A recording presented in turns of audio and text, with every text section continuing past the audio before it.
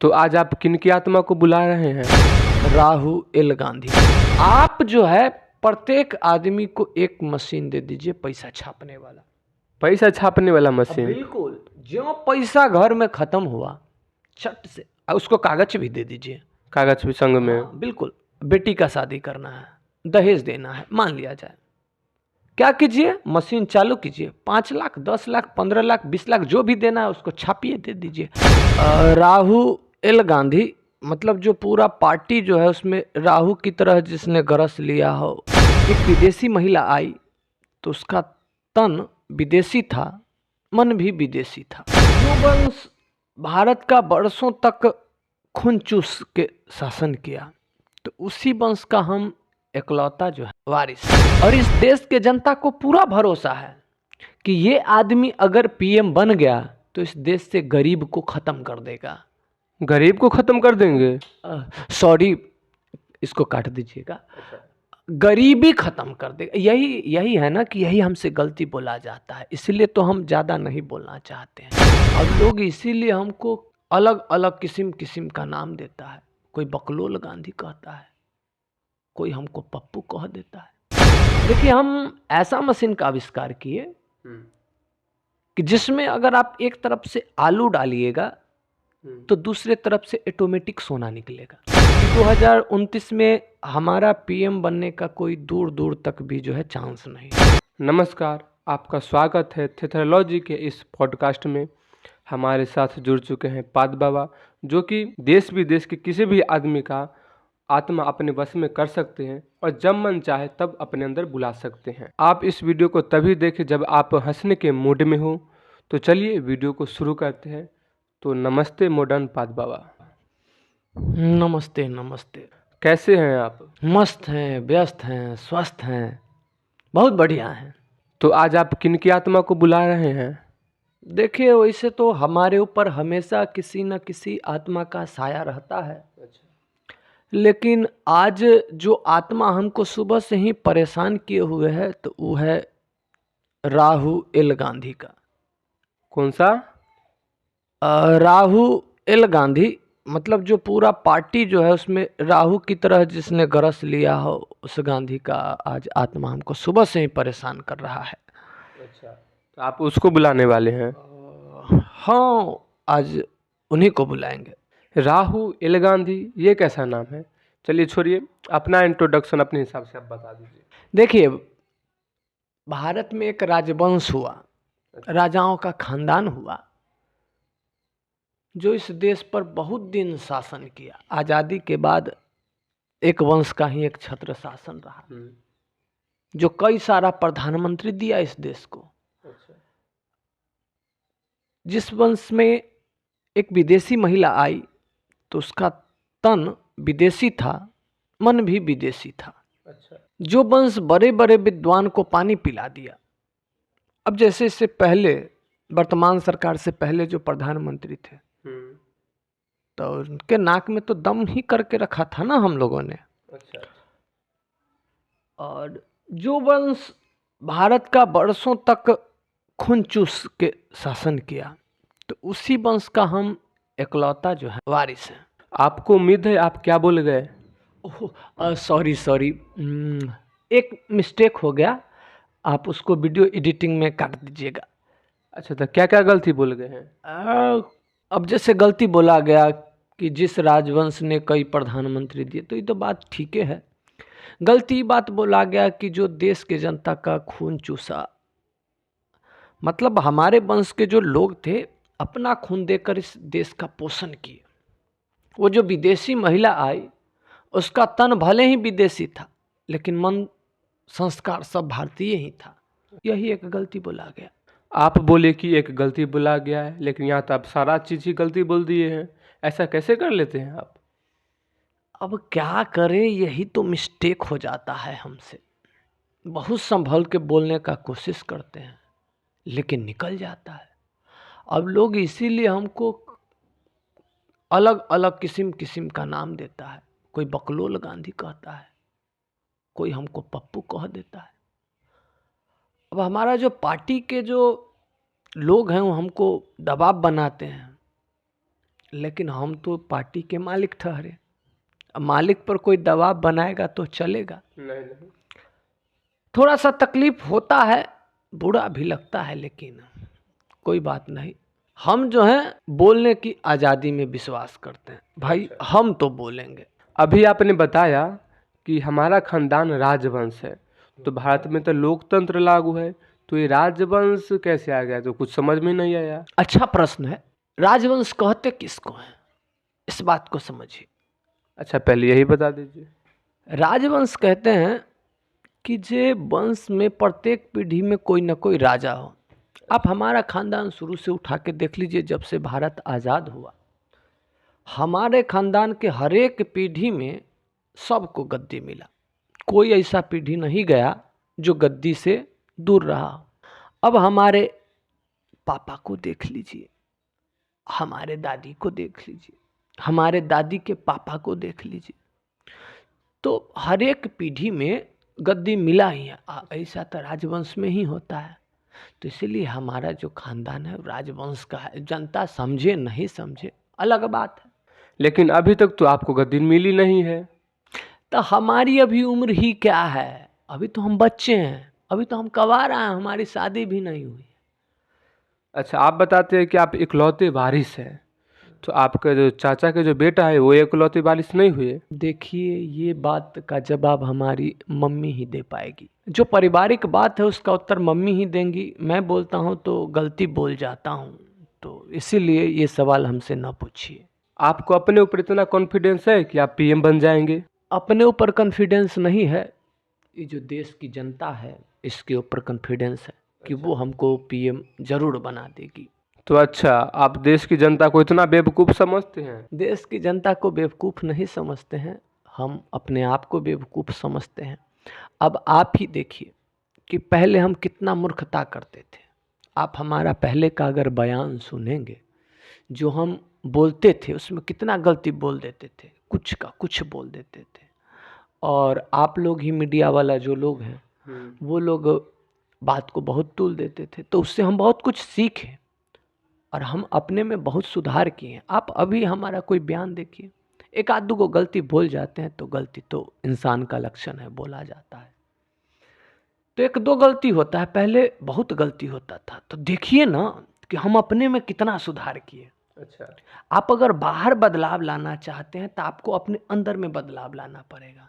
तो आपको तो दिखाई दे रहा होगा भाई कि ये जो आदमी है, ये बंदा है, ये अपने अंदर बदलाव किया है, पॉजिटिव बदलाव। तो ये अगर अपने अंदर बदलाव कर सकता है तो ये बाहर भी बदलाव ला सकता है। जो अपने अंदर बदलाव नहीं लाएगा वो बाहर क्या बदलाव करेगा? तो जो देश की जनता है वो इस बात को समझ रही है और हम पे भरोसा भी दिखा रही है कि ये आदमी अपना में सुधार किया है तो देश भी सुधार देगा। तो हमको इस जनता पे भरोसा है कि वो हमको पीएम जरूर बनाएगी। और इस देश के जनता को पूरा भरोसा है कि ये आदमी अगर पीएम बन गया तो इस देश से गरीब को ख़त्म कर देगा। गरीब को ख़त्म कर देंगे? सॉरी, इसको काट दीजिएगा। गरीबी ख़त्म कर देगा। यही है ना कि यही हमसे गलती बोला जाता है, इसलिए तो हम ज़्यादा नहीं बोलना चाहते हैं। कहीं आप ये तो नहीं मानते हैं कि देश की जनता को अगर अमीर बनाना है तो पहले खुद को अमीर बनाना होगा? अब देखिए, बात तो करना ही पड़ेगा। अच्छा, अब ये कोई, अब आप चलिएगा किसी को ताकतवर बनाने, आपके पास खुद ताकत है थी नहीं है तो कहाँ से बनाइएगा? आप किसी को पढ़ाने, आप चाहिएगा कि कोई आदमी जो है शिक्षित हो, तो जरूरी है कि पहले आपको शिक्षित होना पड़ेगा। वैसे ही अगर आप देश के जनता को अमीर बनाना चाहते हैं तो पहले आपको अमीर बनना पड़ेगा। अच्छा, अब कोई वो आदमी जो एकदम फकीर है कहता है झोला उठाएंगे चल देंगे, मतलब तो फक्कर राम है, उसके पास कुछ नहीं है, तो देश को क्या बना सकता है? फक्कर ही बनाएगा। अब हमको देखिए, हमारे नाम पर अरबों खरबों की बेनामी संपत्ति है। इटली में जाइए, हमारा संपत्ति का अगर पता लगाइएगा तो आपका मिजाज खराब हो जाएगा, इतना संपत्ति है। तो बताइए, जो खुद अमीर है वही ना दूसरे को अमीर बना पाएगा। कि जो कहता है कि हम, हमारा क्या है, झोला उठाएंगे, हम तो हम तो फकीर हैं, झोला उठाएंगे चल देंगे। वो तो फकीर बनाएगा, अमीर थोड़े बड़ा, अमीर हम बनाएंगे। भगवान करे कि ये जो आपका संपत्ति है दिन दूना और रात चौगुना बढ़े, लेकिन पीएम बनने के बाद आप क्या क्या करेंगे जो अभी वर्तमान सरकार नहीं कर पाई है? देखिए, प्लान बहुत है हमारे पास। हम तो दिन भर इसी प्लान पे चिंतन करते रहते हैं कि कैसे इस देश का विकास होगा। वर्तमान सरकार बहुत ऐसा प्लान है जो नहीं कर पाई। हम तो पब्लिक में भी बताए थे। हमारा जो आइडिया था हम खुद शोध किए थे, बताए थे, लेकिन नहीं कर पाई सरकार। क्या प्लान बताए थे? प्लान हम पब्लिकली बताए थे, सब जनता को पता है। प्लान ऐसा था कि अब देखिए, जो भारत है वो किसका देश है? किसानों का देश है। अगर आप देश का तरक्की करना चाहते हैं तो आपको किसका तरक्की कराना पड़ेगा? सबसे पहले किसान का। तो हम बहुत मेहनत करके एक मशीन का आविष्कार किए। अच्छा। बहुत मेहनत किए, दिन रात एक कर दिए। हम किसान में हमारा जान बसता है। अब जो हम आविष्कार के हम सरकार को बताए कि इस चीज़ को, ये जो मशीन है ये किसानों में बांटी है, लेकिन सरकार को इससे मतलब ही नहीं है। अच्छा, आपने आविष्कार भी किया है मशीन का, ये जान के मुझे खुशी हुई। अब बताएंगे कि वो कौन सा मशीन है? देखिए, हम ऐसा मशीन का आविष्कार किए कि जिसमें अगर आप एक तरफ से आलू डालिएगा तो दूसरे तरफ से ऑटोमेटिक सोना निकलेगा। सोना निकलेगा आलू डालने पर? हाँ, आप एक तरफ से आलू डालिए और दूसरे तरफ से सोना।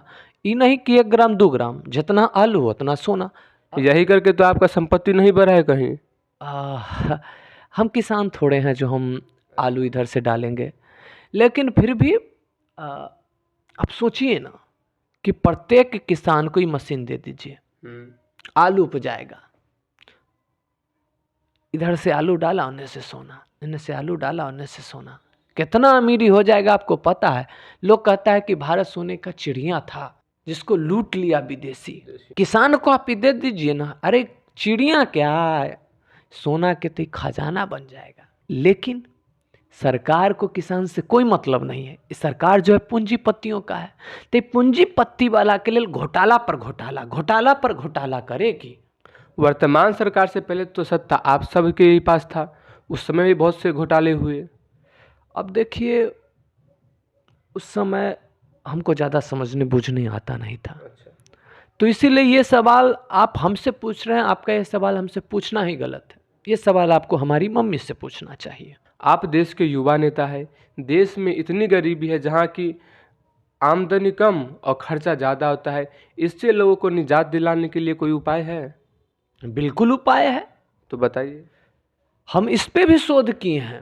अच्छा। इस पे भी बहुत काम किए हैं। आइडिया तो ऐसा धांसू आइडिया है, एक दिन में रातों रात देश अमीर हो जाएगा। देश का कोई आदमी गरीब नहीं बचेगा। एक भी आदमी गरीब नहीं बचेगा? अरे हम कहते हैं ना, एक आदमी गरीब नहीं बचेगा। पैसे इतने होंगे आदमी के पास जिसके बारे में आप अंदाजा नहीं लगा सकते। अभी जो आप ऐसे ऐसे आइडिया, धांसू आइडिया बता रहे हैं, जब आपकी सरकार थी उस समय आप इस पर काम क्यों नहीं किए? उस समय हम ही रिसर्च नहीं ना किए थे, उस समय हम ही खोज नहीं कर पाए थे। अगर आप ये भी आइडिया के बारे में बताना चाहते हैं तो बता सकते हैं। बताना तो नहीं चाहिए, क्योंकि हम बताएंगे और ये सरकार उसको कर लेगी। अच्छा कर लेगी, क्रेडिट भी हमको नहीं देगी। आधार कार्ड में क्या हुआ? हमारी सरकार आधार कार्ड लाई, इस सरकार उसको लागू कर दी, हमको क्रेडिट भी नहीं दी। अच्छा। तो ये आइडिया हम बोल देंगे, लेकिन कोई बात नहीं, बोल देते हैं, देश का कल्याण हो जाएगा। इसके बारे में कोई सोचा ही नहीं। ये जो आइडिया है, काहे गरीब रहेगा? आप जो है प्रत्येक आदमी को एक मशीन दे दीजिए, पैसा छापने वाला। पैसा छापने वाला मशीन? बिल्कुल। जो पैसा घर में खत्म हुआ, छट से उसको कागज भी दे दीजिए। कागज भी संग में? बिल्कुल। बेटी का शादी करना है, दहेज देना है, मान लिया जाए, क्या कीजिए, मशीन चालू कीजिए, 5 लाख 10 लाख 15 लाख 20 लाख जो भी देना है उसको छापिए, दे दीजिए। किसी को ऑपरेशन कराना है, हॉस्पिटल में जाना है, कुछ भी कराना है, जितना पैसा का ज़रूरत है, कागज डाला, बटन टिपा, अच्छा उसमें भी हर एक नोट छापने का फैसिलिटी दे दीजिए। ना आप ही बताइए कि कोई गरीब रहेगा? वाह वाह, आइडिया तो बहुत ही अच्छा है। चाहे मुद्रास्फीति जाए तिल लेने। खैर छोड़िए ये सब बातें। आप ये बताइए कि आप किस विचारधारा के लोग हैं? देखिए, मेरे घर में हर धर्म को मानने वाले लोग हैं, हर संप्रदाय के मानने वाले लोग हैं। अब हम लोग जो हैं भाईचारा वाला लोग हैं। हमारे घर में आपको हिंदू मिल जाएंगे, मुसलमान मिल जाएंगे, ईसाई मिल जाएंगे, पारसी मिल जाएंगे। तो हम लोग स्वाभाविक रूप से ही भाईचारा को मानने वाले लोग हैं। अब विशेष रूप से हम लोग अमन शांति वाला लोग हैं। कश्मीर में जब कश्मीरों पंडितों के साथ अत्याचार हुआ तभी आपका विचारधारा कहाँ गया था? बहुत अच्छा प्रश्न किया आपने। कश्मीरी पंडित हमारे भाई हैं। अच्छा, भाई हैं। बिल्कुल। कश्मीरी पंडित को जो मुसलमान वहां से भगाए वो भी तो हमारे भाई हैं। तो आप क्या चाहते हैं कि एक भाई अगर जुल्म किया, एक भाई अगर पीटा तो दूसरा भाई भी उसको पीटे? मुस्लिम लोग कश्मीरी पंडित पर अत्याचार किया। अच्छा, तो आप क्या चाहते हैं कि उसके बदले में आप भी उस मुसलमान पर अत्याचार करें? ये भाईचारा है, हैं? कि उसको भाई का भाईचारा क्या है? इसका मतलब आप उसको माफ कर दीजिए, ये बात है। वो चाहे कितना भी गलती कर दे। अब भाई भाईचारा है तो आपको तो माफ करना पड़ेगा ही। अच्छा, तो फिर जो गोधला कांड हुआ था उसमें आपका कलेजा काहे फटने लगता है? मतलब आप ये चाहते हैं कि हम एक अल्पसंख्यक होकर अल्पसंख्यक का आवाज भी नहीं उठाएं? वाह रे मीडिया! का क्या बोले? अल्पसंख्यक? आप तो बोलते हैं कि हिंदू हैं, और ये हिंदू कब से अल्पसंख्यक हो गया? छोड़िए इस बात को, टॉपिक चेंज कीजिए ना। आप जब फंस जाते हैं तो बोलते हैं कि ये टॉपिक चेंज करने के लिए। पहले ये बताइए सभी लोगों को कि आप अल्पसंख्यक कैसे हो गए? हमारी जो दादी हुई, उनके जो दादा हुए, अच्छा, उनके पिताजी, जब आप इतना पीछे जाएंगे तो आपको पता चलेगा कि वो मुस्लिम थे, मुसलमान थे, शांति प्रिय लोग थे। अब आप बताइए कि हम हिंदू हुए कि मुसलमान हुए? इस तरीके से तो आप मुसलमान हैं, लेकिन तो बस, तो इसीलिए तो हम अपने आप को अल्पसंख्यक कहें। अब नाम तो हमको वोट लेना है, हमको यहाँ रहना था, लोगों में अपना वो बनाना था, तो हम नाम बदल लिए। लेकिन ये अंदर की बात है कि हमारी जो दादी हुई, उनके दादाजी और उनके पिताजी के बारे में जब आप गूगल कर लीजिएगा अभी, तो आपको निकल के आएगा कि वो मुसलमान थे। अच्छा, तो यही राजनीतिक दांवपेच है ना? तो इसलिए आपका एक बयान आया था कि राम काल्पनिक है। हाँ, आया तो था। देखिए, हम जब ये बयान दिए थे तो उस समय हम सोचे थे कि बात जब बोलेंगे तो हो सकता है कि हमारे जो अल्पसंख्यक भाई लोग हैं, अमन शांति वाले, तो हम पे खुश हो जाएंगे। अच्छा, हमारी पार्टी को बड़ा फायदा होगा। जो ईसाई लोग हैं वो लोग खुश हो जाएंगे। खुश हुए भी, बहुत लोग खुश हुए, लेकिन जितना वो लोग खुश हुए उससे ज़्यादा हमारा हिंदू समाज का जो वोट बैंक था कट गया। हमारी जो पार्टी थी उसकी स्थिति खराब होने लगी राज्य में, केंद्र में। तब हम पलटी मार दिए, तुरंत बयान से पलट गए, और अब तो हम जनेऊ पहनने लगे हैं। जनेऊ भी पहनने लगे हैं? बिल्कुल। और जब से पहनने लगे हमारा, देखिए, हमारा जो है सरकार बनना शुरू हो गया और स्थिति सुधरा ही है। तो अब हम अपने आप को इसलिए हिंदू कहते हैं। आपको आगामी लोकसभा चुनाव की आगामी शुभकामना देता हूं कि आप 2029 में पीएम बने। हम देखिए आपको क्लियर कह देते हैं कि 2029 में हमारा पीएम बनने का कोई दूर दूर तक भी जो है चांस नहीं है। क्या? हाँ, जो सच है सो सच है। हम 2039 की तैयारी कर रहे हैं। 2039? हाँ बिल्कुल, तब तक हमारी शादी भी हो जाएगी। अच्छा, शादी हो जाएगी? हाँ बिल्कुल हो जाएगी। आपने अपना बहुमूल्य समय दिया, इसके लिए धन्यवाद। और आशा करते हैं कि आप आगे भी हमको ऐसे बहुमूल्य समय देंगे। बिल्कुल, बिल्कुल, आप जब भी हमको बुलाएँगे हमारी आत्मा को, तो हमारी आत्मा यहाँ पर मौजूद रहेगी। अभी हमारे साथ थे राहुल गांधी की आत्मा। तो चलिए नई हस्ती के साथ नई वीडियो में मिलते हैं आप सभी को अगले रविवार में। लास्ट करने से पहले मैं एक बात बोलना चाहता हूं कि अगर आप सभी को ये वीडियो अच्छा लगा हो तो चैनल को सब्सक्राइब, वीडियो को लाइक और शेयर और कमेंट कर दीजिएगा कि कैसा लगा। और हाँ, आप लोग जिनके भी आत्मा को अगली वीडियो में देखना चाहते हैं तो आप कमेंट में लिख सकते हैं और हम कोशिश करेंगे कि उसकी आत्मा को अगली वीडियो में लाया जाए और फिर उसका ऑपरेशन किया जाए। चाहे वो आत्मा किसी भी क्षेत्र का, उससे कोई मायने नहीं रखता है, उसको हम लाने का पूरा प्रयास करेंगे। आपने इस वीडियो को अंत तक देखा, इसके लिए धन्यवाद।